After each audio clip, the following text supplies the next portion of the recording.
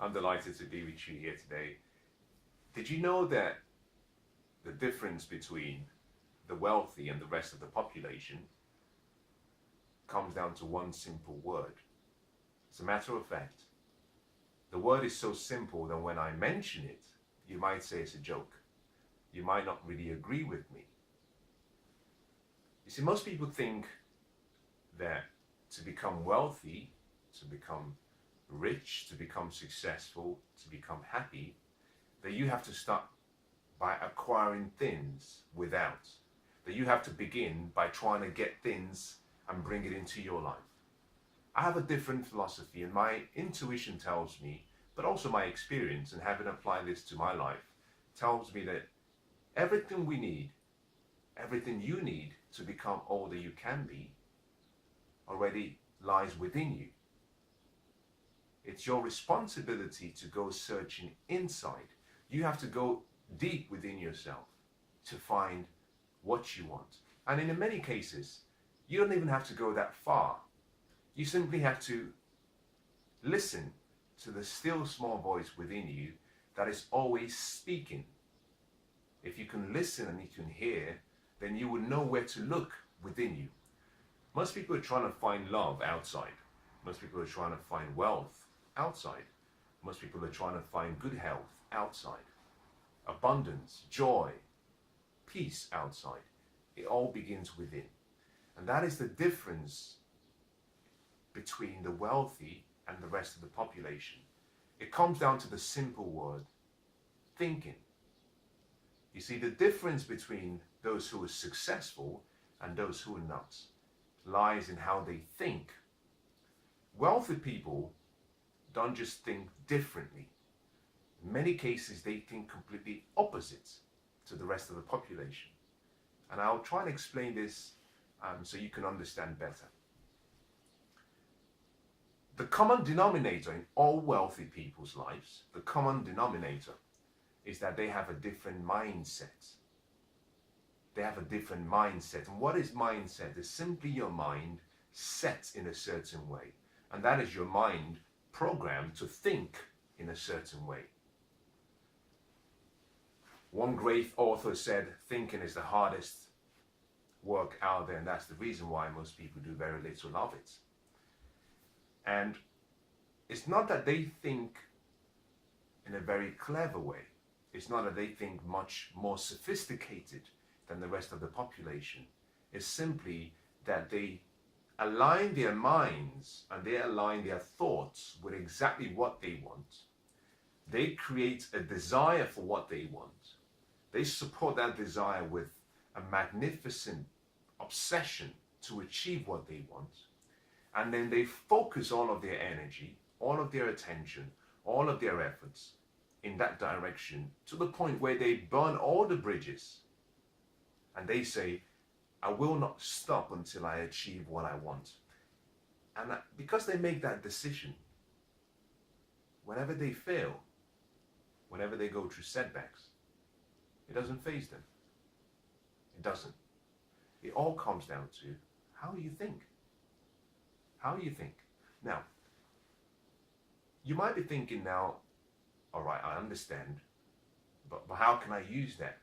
How can I use the information you're providing to make my life different? Let me share with you how you can change your life. But before I do that, let me take you through what I call a step-by-step chronology of the process and why thinking and why your thoughts create your destiny. See, how you think decides how you feel. How you feel will decide what you do. It will decide your actions in life.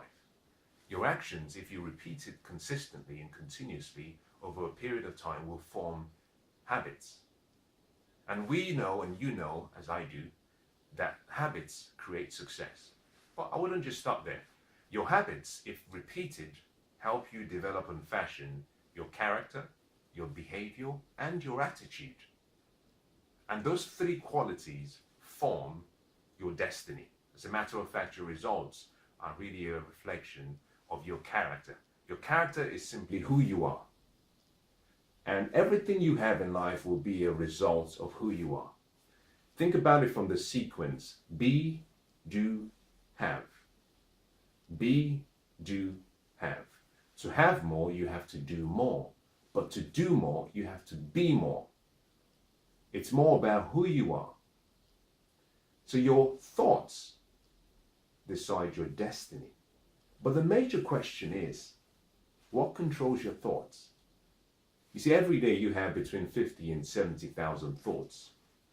And it's quite difficult to keep your thoughts aligned with what you want, except you're doing it intentionally. Now, because your mind is consistently looking for pictures and images that it can work with, and because it thinks in pictures, you have to be very careful about what pictures you put in your mind. Now, I've given it away slightly. There are 3 things that will control the way you think. And this is what the wealthy focus on. And this is what they control. You see, although your thoughts create your feelings, you can control your thoughts. And you control your thoughts by, number 1, controlling what you see. Very important. And controlling what you see comes in 2 parts. What you see with your natural eyes, we call that sight. But also what you see with your vision, we call that insight. We call that vision. We call that using your mind. The second thing you must control is what you hear. You see, your mind is like your garden. You have what we call your ear gate and you have your eye gate. You must stand guard at the door or the gate of your mind. Now, protecting what you see doesn't just stop there. You have to take it a step further by protecting what you hear. Every day, we're constantly bombarded with so much sensational information. We're bombarded with so much content coming from everywhere, and they're all looking for one thing. They want to invade your mind. And just like you have a gardener has to protect his or her garden by making sure that the weeds are uprooted as soon as they start to grow, but also by caring for the seeds they plant. Now think about this. If you've ever gone into a garden, or if you do garden, then you already know this. Although you plant the seeds you want in the garden, the weeds grow automatically. I find that really fascinating.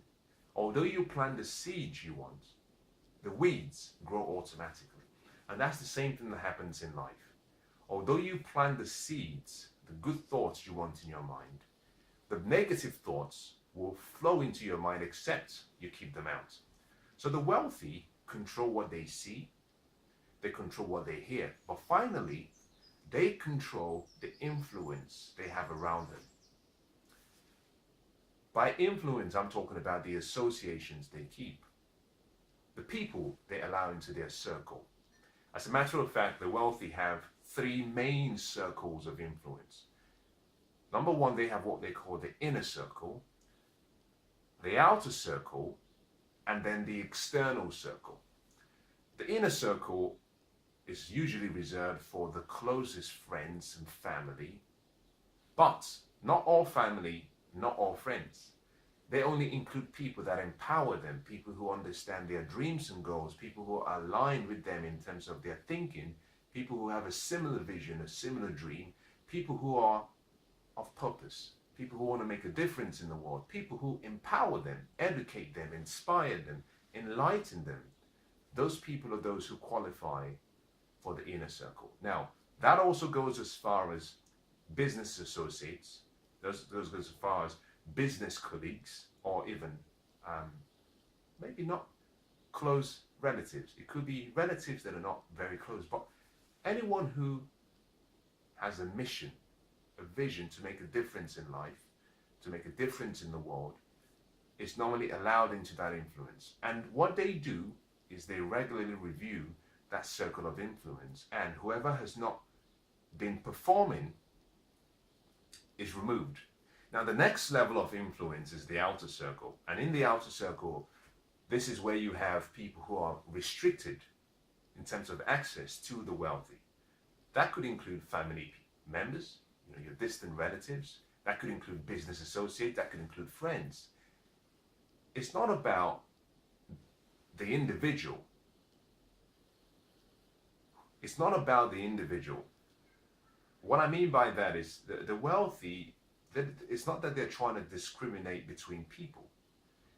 They simply have an obsession about their purpose. They have an obsession about what they want to achieve. And all they're focused on is making that a reality. And therefore, what they do is they align themselves with anyone who is on the same wavelength. So anyone who is on the same vibration in thinking, but also in feeling and in action, beliefs, philosophies, they align themselves with those people. Anyone else who causes them to move away from that vibration is put on the outer circle and the external circle, depending on the severity of their influence. So, if you're going to change your life, if you want to change how you think, you must start by controlling what you see. By controlling what you see, this means you must become really attentive to where you place your mind, the pictures you put in your mind, the words you put in your mind, the images you put in your mind. But also you must be careful about what you see in terms of what you're reading, what you're watching on television, what are you looking at. It's important that you understand that wealth is not a product of having money. As a matter of fact, having money is simply a reward for doing things in a certain way. Wealth is created as a result of the application of wisdom. So first, wisdom must precede wealth.